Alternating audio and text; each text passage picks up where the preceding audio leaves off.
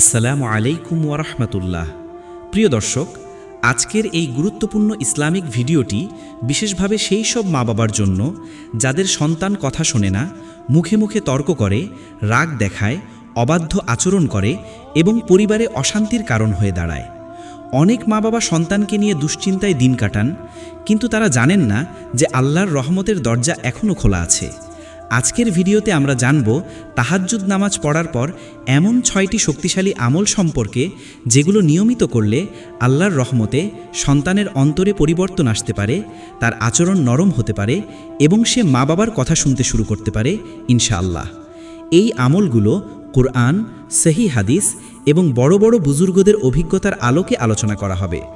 আল্লাহ তাআলা কুরআনে বলেন, ওয়াকাদা রব্বুকা আল্লা তা'বুদু ইল্লা ইয়াহু ওয়া বিল ওয়ালিদাইনি ইহসানা। তোমার রবের নির্দেশ দিয়েছেন তোমরা শুধু তারই ইবাদত করো এবং মা বাবার সাথে সদাচরণ করো। সূরা ইসরা 23। এই আয়াত আমাদের শেখায় মা বাবার সম্মান ও আনুগত্য ইসলামের একটি গুরুত্বপূর্ণ শিক্ষা। রাসূলুল্লাহ সাল্লাল্লাহু আলাইহি ওয়াসাল্লাম বলেছেন, আল্লাহর সন্তুষ্টি পিতার সন্তুষ্টির মধ্যে এবং আল্লাহর অসন্তুষ্টি পিতার অসন্তুষ্টির মধ্যে। তিরমিজি। অর্থাৎ সন্তান যদি মা বাবার কথা অমান্য করে তাহলে সে নিজের জীবনেই অশান্তি ডেকে আনে। কিন্তু একজন মুমিন মা বাবা কখনো হতাশ হন না, কারণ তারা জানেন দোয়া সব কিছু পরিবর্তন করতে পারে। বিশেষ করে তাহাজ্জুদের সময় করা দোয়া অত্যন্ত শক্তিশালী। রাসূলুল্লাহ সাল্লাল্লাহু আলাইহি ওয়াসাল্লাম বলেছেন, রাতের শেষ তৃতীয়াংশে আল্লাহ দুনিয়ার আসমানে অবতরণ করেন এবং বলেন, কে আছে যে আমাকে ডাকবে, আমি তার ডাকে সাড়া দেব। সহিহ বুখারী। এই সময়ের দোয়া কখনো অবহেলা করা উচিত নয়। বুজুর্গরা বলেন যে মা বাবা তাহাজ্জুদের কান্না দিয়ে সন্তানের জন্য দোয়া করেন, আল্লাহ তাদের ঘরে রহমত নাজিল করেন। তাই আজকের ভিডিওটি শুধু একটি সাধারণ আলোচনা নয়, বরং এটি হতে পারে আপনার পরিবারের পরিবর্তনের একটি গুরুত্বপূর্ণ মাধ্যম ইনশাআল্লাহ। ভিডিওটি মনোযোগ দিয়ে শেষ পর্যন্ত দেখুন, কারণ প্রতিটি আমল আপনার সন্তানের জীবনে বড় পরিবর্তনের কারণ হতে পারে। আর যদি আপনি এমন আরও ইসলামিক দোয়া, কুরআন ও হাদিস ভিত্তিক ভিডিও নিয়মিত পেতে চান, তাহলে এখনই আমাদের channel Islamic mind vision subscribe করুন এবং বেল আইকন অন করে দিন। ভিডিওটি ভালো লাগলে লাইক দিন, শেয়ার করুন এবং কমেন্ট বক্সে লিখুন আস্তাগফিরুল্লাহ। আল্লাহ আমাদের সন্তানদের নেক, ভদ্র ও অনুগত বানিয়ে দিন এবং আমাদের পরিবারে শান্তি দান করুন। আমিন। প্রথম আমল, তাহাজ্জুদের পর সন্তানের জন্যে কান্না করে দোয়া করা। প্রিয় ভাই ও বোন, সন্তানের পরিবর্তনের সবচেয়ে শক্তিশালী এবং কার্যকর আমল হল তাহাজ্জুদের নামাজ পড়ার পর আল্লাহর কাছে চোখের পানি ফেলে দোয়া করা। কারণ রাতের শেষ অংশ এমন একটি সময় যখন আল্লাহ তাআলার রহমত বিশেষভাবে নাজিল হয় এবং বান্দার দোয়া দ্রুত কবুল হওয়ার সম্ভাবনা থাকে। রাসূলুল্লাহ সাল্লাল্লাহু আলাইহি ওয়াসাল্লাম বলেছেন, প্রতিটি রাতের শেষ তৃতীয়াংশে আল্লাহ দুনিয়ার আসমানে অবতরণ করেন এবং বলেন, কে আছে যে আমাকে ডাকবে, আমি তার ডাকে সাড়া দেব। কে আছে যে আমার কাছে চাইবে, আমি তাকে দান করব। কে আছে যে আমার কাছে ক্ষমা চাইবে, আমি তাকে ক্ষমা করব। সহিহ বুখারী ও মুসলিম। এই হাদিস আমাদের বুঝিয়ে দেয় যে তাহাজ্জুদের সময় হলো দোয়া কবুলের সবচেয়ে মূল্যবান মুহূর্ত। তাই যদি কোনো সন্তান মা বাবার সাথে তর্ক করে, অবাধ্য হয় বা রেগে হয়ে যায়, তাহলে প্রথম কাজ হওয়া উচিত তাহাজ্জুদের সময় তার জন্য কান্না করে দোয়া করা। আল্লাহ তাআলা কোরআনে বলেন, উদউনি আস্তাজিব লাকুম। তোমরা আমাকে ডাকো, আমি তোমাদের ডাকে সাড়া দেব। সূরা গাফির 60। এই আয়াত শুধু মুখের কথা নয়, বরং এটি আল্লাহর প্রতিশ্রুতি। বুজুর্গরা বলেন, মা বাবার চোখের পানির দোয়া কখনো ফেরত যায় না। হযরত ইমাম আহমদ ইবনে হাম্বল রহিমাহুল্লাহ বলেছেন, যে ব্যক্তি তাহাজ্জুদের দোয়া ধরে রাখে, আল্লাহ তার জীবনে এমন পরিবর্তন আনেন যা মানুষ কল্পনাও করতে পারে না। অনেক মা বাবা সন্তানের আচরণ নিয়ে শুধু রাগ করেন, চিৎকার করেন বা হতাশ হয়ে পড়েন, কিন্তু প্রকৃত পরিবর্তন আসে দোয়া থেকে। কারণ মানুষের অন্তর আল্লাহর হাতে। আল্লাহ তাআলা বলেন, ইন্নাল্লাহা ইউকাল্লিবুল কুলুব। নিশ্চয়ই আল্লাহ অন্তরসমূহ পরিবর্তন করেন। তাই কোনো সন্তান যতই কঠিন হোক না কেন, আল্লাহ চাইলে মুহূর্তেই তার অন্তর নরম করে দিতে পারেন। এই আমলের একটি গুরুত্বপূর্ণ দিক হল দোয়ার সময় সন্তানের নাম নিয়ে আল্লাহ কাছে বলা, হে আল্লাহ, আমার সন্তানকে হেদায়ত দান করুন, তার অন্তর নরম করে দিন, তাকে মা বাবার অনুগত বানিয়ে দিন। এই দোয়া বারবার করা উচিত। বুজুর্গরা বলেন, যে মা তাহাজ্জুদের সময় সন্তানের জন্য কাঁদে, আল্লাহ তার ঘরে ফেরেশতা পাঠান। তাই প্রথম আমল হিসেবে তাহাজ্জুদের পর কান্না করে সন্তানের জন্য দোয়া করা অত্যন্ত গুরুত্বপূর্ণ, কারণ এই দোয়াই হতে পারে আপনার সন্তানের জীবন পরিবর্তনের সূচনা ইনশাআল্লাহ। দ্বিতীয় আমল, তাহাজ্জুদের পর বেশি বেশি ইস্তেগফার ও দুরূদ শরীফ পড়া। প্রিয় ভাই ও বোন, সন্তান যদি মা বাবার সাথে মুখে মুখে তর্ক করে, রাগ দেখায় বা অবাধ্য আচরণ করে, তাহলে তাহাজ্জুদের নামাজের পর দ্বিতীয় গুরুত্বপূর্ণ আমল হলো বেশি বেশি ইস্তেগফার করা এবং দুরূদ শরীফ পাঠ করা। কারণ অনেক সময় আমাদের নিজেদের গুনাহ, গাফিলতি এবং দুনিয়ার ব্যস্ততা আমাদের পরিবারে অশান্তির কারণ হয়ে দাঁড়ায়। ইস্তেগফার এমন একটি আমল যা মানুষের জীবন থেকে অন্ধকার দূর করে এবং রহমতের দরজা খুলে দেয়। আল্লাহ তাআলা কুরআনে বলেন, ফাকুল তুস্তাগফিরু রব্বাকুম ইন্নাহু কানা গফফারা। তোমরা তোমাদের রবের কাছে ক্ষমা চাও, নিশ্চয়ই তিনি অতীব ক্ষমাশীল। সূরা নূহ 10। এই আয়াত আমাদের শেখায় ইস্তেগফার শুধু গুনাহ মাফের জন্য নয়, বরং জীবনের পরিবর্তনেরও একটি মাধ্যম। রাসূলুল্লাহ সাল্লাল্লাহু আলাইহি ওয়াসাল্লাম বলেছেন, যে ব্যক্তি নিয়মিত ইস্তেগফার করে, আল্লাহ তার প্রতিটি সংকট থেকে মুক্তির পথ করে দেন, দুশ্চিন্তা দূর করেন এবং অপ্রত্যাশিত জায়গা থেকে রিজিক দান করেন। আবু দাউদ। তাই যদি সন্তানের আচরণ নিয়ে ঘরে অশান্তি থাকে, তাহলে তাহাজ্জুদের পর কমপক্ষে 100 বার আস্তাগফিরুল্লাহ পড়া অত্যন্ত উপকারী হতে পারে ইনশাআল্লাহ। বুজুর্গরা বলেন, ইস্তেগফার হলো অন্তরের মরিচা দূর করার সবচেয়ে শক্তিশালী আমল। হযরত হাসান বসরি বলেছেন, যে ঘরে বেশি ইস্তেগফার হয় সেই ঘরে রহমত নাজিল হয়।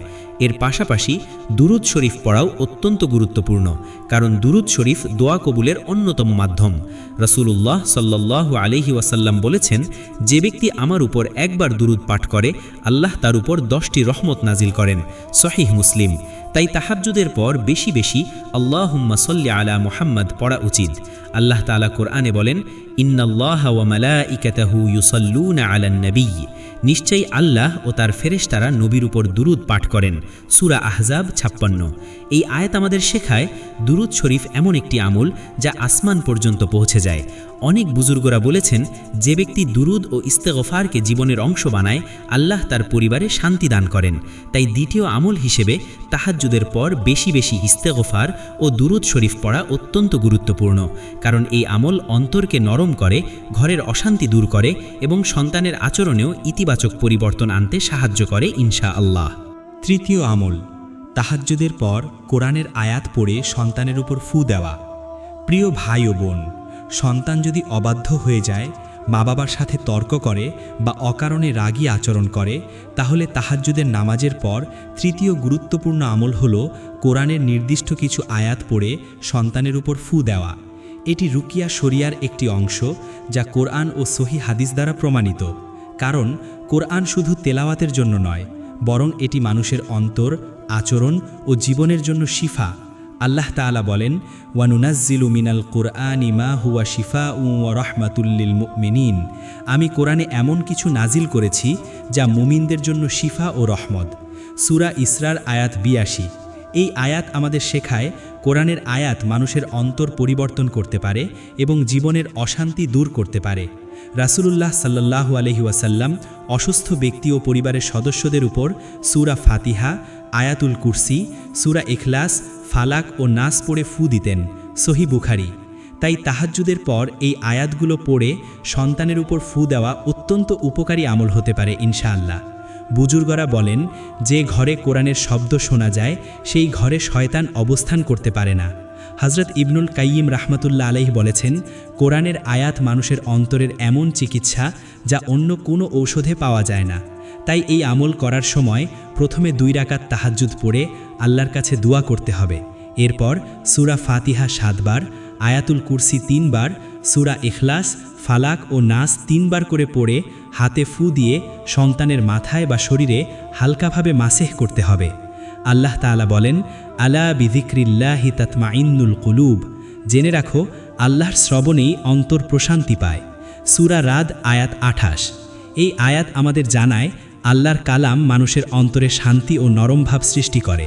অনেক মা বাবা শুধু রাগ ও শাসনের মাধ্যমে সন্তানকে পরিবর্তন করতে চান, কিন্তু আসল পরিবর্তন আসে যখন সন্তানের জীবনে কোরআনের নূর প্রবেশ করে।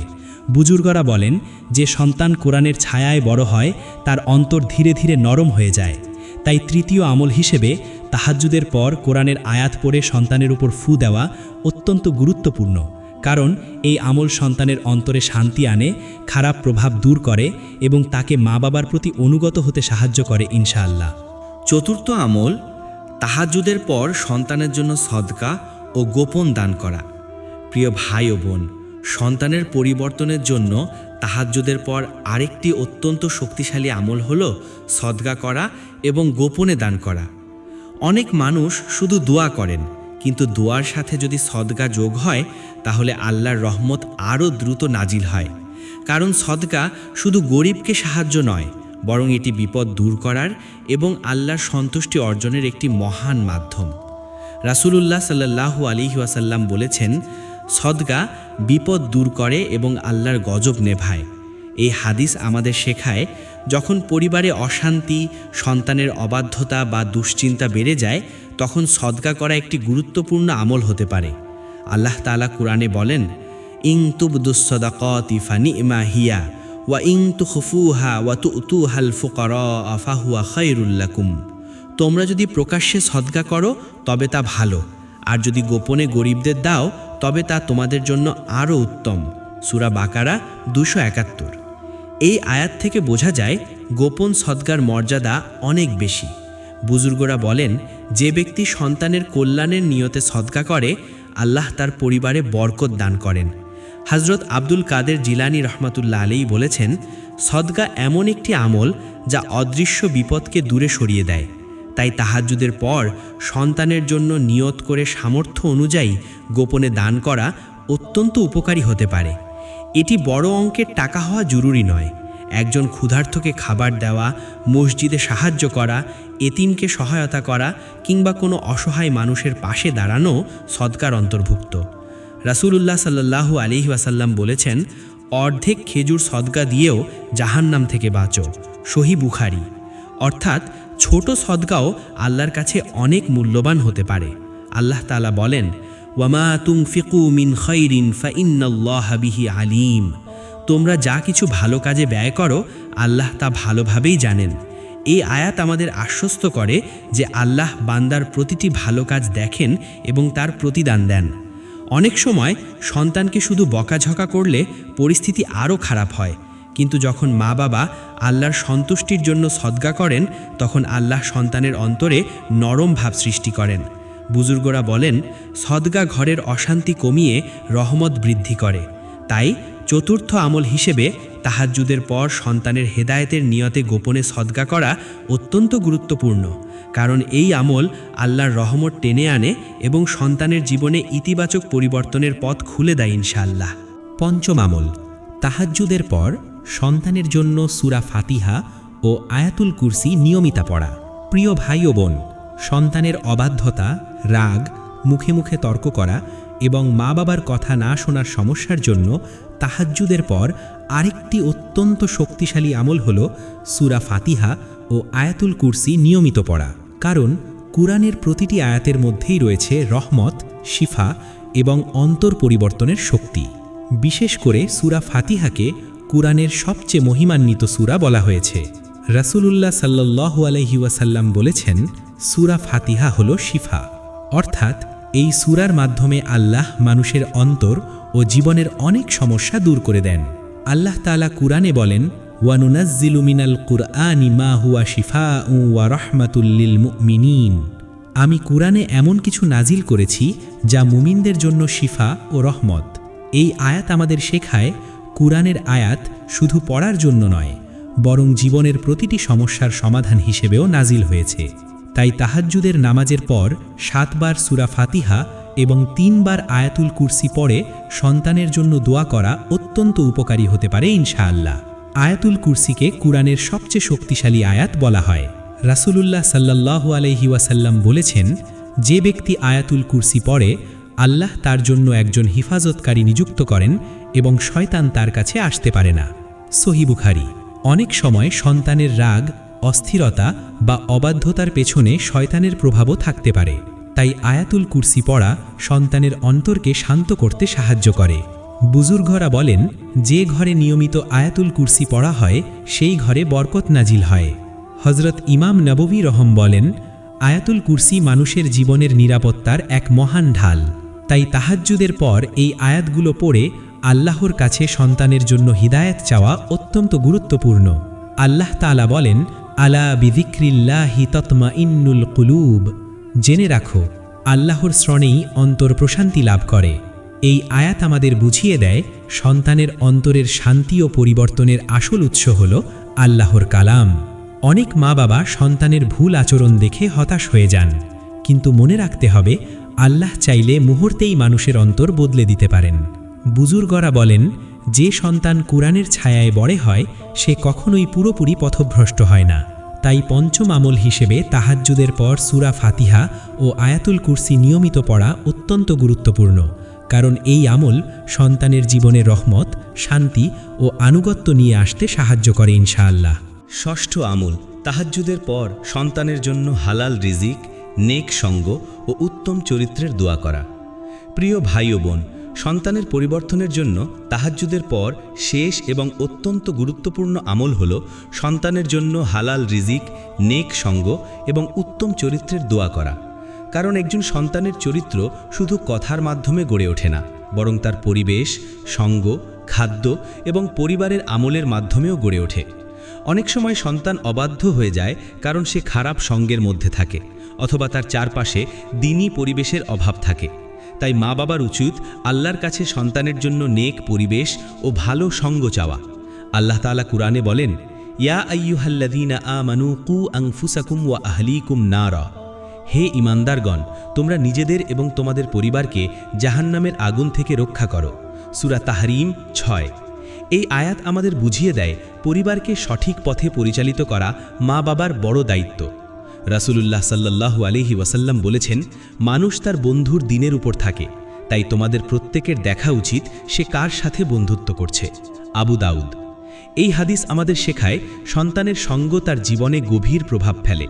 তাই তাহাজ্জুদের পর আল্লাহর কাছে বলা উচিত, হে আল্লাহ, আমার সন্তানকে নেক বন্ধু দান করুন, তাকে খারাপ সঙ্গ থেকে হেফাজত করুন এবং তার হৃদয়কে ঈমানের নূরে ভরিয়ে দিন। বুজুর্গরা বলেন, সন্তানের সবচেয়ে বড় সম্পদ হল নেক চরিত্র। হযরত লোকমান আলাইহিসসালাম তার সন্তানকে উপদেশ দিয়েছিলেন আল্লাহকে ভয় করতে, নামাজ কায়েম করতে এবং অহংকার থেকে দূরে থাকতে। এই ঘটনা আমাদের শেখায় সন্তানের চরিত্র গঠনে দোয়া ও নসিহত দুটোই জরুরি। আল্লাহ তাআলা বলেন, রব্বি জাআলনি মুকিমাস সলাতি ওয়া মিন যুররিয়্যাতি, হে আমার রব, আমাকে এবং আমার সন্তানদের নামাজ কায়েমকারী বানিয়ে দিন। সূরা ইব্রাহিম 40।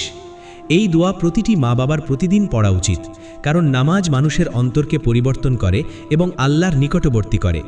অনেক সময় মা বাবা শুধু দুনিয়ার সফলতার জন্য চিন্তা করেন, কিন্তু প্রকৃত সফলতা হল সন্তানের ঈমান ও চরিত্র ঠিক থাকা। বুজুর্গরা বলেন, যে ঘরে হালাল রিজিক ও কুরআনের পরিবেশ থাকে সেই ঘরে সন্তানের চরিত্র সুন্দর হয়। তাই তাহাজ্জুদের পর নিজের উপার্জনের হালাল হওয়ার জন্যও দোয়া করতে হবে, কারণ হারাম রিজিক অনেক সময় সন্তানের অন্তরকে কঠিন করে দেয়। রাসূলুল্লাহ সাল্লাল্লাহু আলাইহি ওয়াসাল্লাম বলেছেন, আল্লাহ পবিত্র, তিনি শুধু পবিত্র জিনিসই গ্রহণ করেন। সহিহ মুসলিম।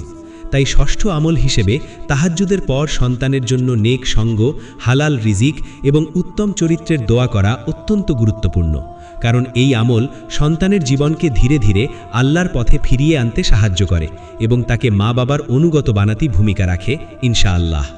আলহামদুলিল্লাহ। প্রিয় দর্শক, আজকের এই গুরুত্বপূর্ণ ইসলামিক আলোচনার মাধ্যমে আমরা জানতে পারলাম তাহাজ্জুদের নামাজ পড়ার পর এমন 6টি শক্তিশালী আমল সম্পর্কে, যেগুলো একজন অবাধ্য, রাগী বা মুখে মুখে তর্ক করা সন্তানের জীবন পরিবর্তনের জন্য অত্যন্ত উপকারী হতে পারে ইনশাআল্লাহ। অনেক মা বাবা মনে করেন শুধু বকাঝকা, রাগ বা কঠোর শাসনের মাধ্যমেই সন্তানকে পরিবর্তন করা সম্ভব, কিন্তু ইসলাম আমাদের শেখায় আসল পরিবর্তন আসে আল্লাহর রহমত, দোয়া এবং কুরআনের নূরের মাধ্যমে। আজকের ভিডিওতে আমরা দেখেছি তাহাজ্জুদের পর কান্না করে দোয়া করা, বেশি বেশি ইস্তেগফার ও দুরূদ শরীফ পড়া, কুরআনের আয়াত পড়ে সন্তানের উপর ফু দেওয়া, গোপনে সদকা করা, সূরা ফাতিহা ও আয়াতুল কুরসি নিয়মিত পড়া এবং সন্তানের জন্য নেক সঙ্গ ও হালাল রিজিকের দোয়া করা। এই প্রতিটি আমল একজন সন্তানের অন্তর পরিবর্তনের জন্য অত্যন্ত শক্তিশালী মাধ্যম হতে পারে ইনশাআল্লাহ। আল্লাহ তাআলা কুরআনে বলেন, আলা বিযিক্রিল্লাহি তাতমাইন্নুল কুলুব, অর্থাৎ জেনে রাখো আল্লাহ স্মরণেই অন্তর প্রশান্তি লাভ করে। সূরা রাদ 28। এই আয়াত আমাদের শেখায় মানুষের অন্তরকে শান্ত ও নরম করার সবচেয়ে বড় উপায় হল আল্লাহ শ্রণন। রাসূলুল্লাহ সাল্লাল্লাহু আলাইহি ওয়াসাল্লাম বলেছেন, দোয়া হলো মুমিনের অস্ত্র। মুস্তাদরাক হাকিম। অর্থাৎ একজন মুমিন কখনো হতাশ হয় না, কারণ সে জানে আল্লাহ চাইলে মুহূর্তেই সব কিছু পরিবর্তন করতে পারেন। বুজুর্গরা বলেন, যে মা বাবা সন্তানের জন্য তাহাজ্জুদের কান্না ধরে রাখেন, আল্লাহ তাদের ঘরে রহমত নাজিল করেন। তাই কখনো সন্তানের ব্যাপারে হতাশ হবেন না। হয়তো আজ সে অবাধ্য, কিন্তু আপনার একটি আন্তরিক দোয়া তার পুরো জীবন পরিবর্তন করে দিতে পারে ইনশাআল্লাহ। আল্লাহ তাআলা বলেন, ইন্নাল্লাহা আলা কুল্লি শাইইন কাদির, নিশ্চয়ই আল্লাহ সব কিছুর উপর ক্ষমতাবান। সূরা বাকারা 20। তাই সন্তানের অন্তর পরিবর্তন করাও আল্লাহর জন্য কঠিন কিছু নয়। আমাদের শুধু ধৈর্য ধরে দোয়া করতে হবে, নিজেদের আমল ঠিক করতে হবে এবং পরিবারে কুরআনের পরিবেশ তৈরি করতে হবে। মনে রাখবেন, একজন নেক সন্তান শুধু দুনিয়ার শান্তি নয়, বরং আখিরাতের জন্য সদকায়ে জারিয়া। রাসূলুল্লাহ সাল্লাল্লাহু আলাইহি ওয়াসাল্লাম বলেছেন, মানুষ মারা গেলে তার সব আমল বন্ধ হয়ে যায়, তবে 3টি আমল চলতে থাকে: সদকায়ে জারিয়া, উপকারী জ্ঞান এবং নেক সন্তান যে তার জন্য দোয়া করে। সহিহ মুসলিম। তাই আমাদের সবচেয়ে বড় লক্ষ্য হওয়া উচিত সন্তানকে নেক ও দিনদার হিসেবে গড়ে তোলা। ভিডিওটি যদি আপনার ভালো লেগে থাকে তাহলে অবশ্যই লাইক দিন, শেয়ার করুন এবং কমেন্ট বক্সে লিখুন আস্তাগফিরুল্লাহ। আর এমন আরও ইসলামিক ভিডিও নিয়মিত পেতে আমাদের channel Islamic mind vision subscribe করুন এবং বেল আইকন অন করে দিন। আল্লাহ আমাদের সন্তানদের নেক, ভদ্র, দিনদার ও মা বাবার অনুগত বানিয়ে দিন এবং আমাদের পরিবারে শান্তি ও বরকত দান করুন।